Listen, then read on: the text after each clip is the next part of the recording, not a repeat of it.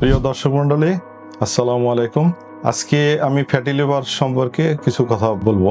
Fatty liver হলো লিভারের মধ্যে অতিরিক্ত পরিমাণে ফ্যাট বা চর্বি জমা হওয়া। ফ্যাটি লিভার বিভিন্ন কারণে হতে পারে, তার মধ্যে গুরুত্বপূর্ণ হচ্ছে স্থূলতা বা ওজন বেশি হওয়া, অনিয়ন্ত্রিত ডায়াবেটিস মেলাইটাস, রক্তে যদি চর্বির আধিক্য বা বেশি থাকে চর্বির পরিমাণ, থাইরয়েড হাইপোথাইরয়েড যদি থাকে এবং এটা যদি অনিয়ন্ত্রিত থাকে, ফিজিক্যাল ইনঅ্যাক্টিভিটি বা কায়িক পরিশ্রম কম করা, এইগুলোর কারণে বেশিরভাগ ক্ষেত্রে ফ্যাটি লিভার হয়। ফ্যাটি লিভার হলে বেশিরভাগই রোগী বুঝতে পারে না কি হয়েছে। বেশিরভাগ ক্ষেত্রে একটা আল্ট্রাসাউন্ড করার পর এটা ধরা পড়ে, অথবা কোনো রোগীর পেটের উপরের ডান সাইডে হালকা ব্যথা অথবা ভারী ভারী লাগতে পারে। আমরা বেশিরভাগ ক্ষেত্রে আল্ট্রাসোনোগ্রাম করে এটা ডায়াগনোসিস করি, পরবর্তীতে এর কারণগুলো খোঁজার চেষ্টা করি পরীক্ষা নিরীক্ষার মাধ্যমে। তাহলে ফ্যাটি লিভার হলে কি করণীয়? যেসব কারণগুলো আমি বললাম এইগুলি নিয়ন্ত্রণে নিয়ে আসা। আর বেশিরভাগ ক্ষেত্রেই রোগীকে কায়িক পরিশ্রম বাড়িয়ে দিতে হবে, স্পেশালি মিনিমাম প্রতিদিন 30 মিনিট হাঁটতে হবে, অথবা সাঁতার কাটতে হবে, অথবা সাইক্লিং অথবা স্কিপিং করতে হবে। সেই সঙ্গে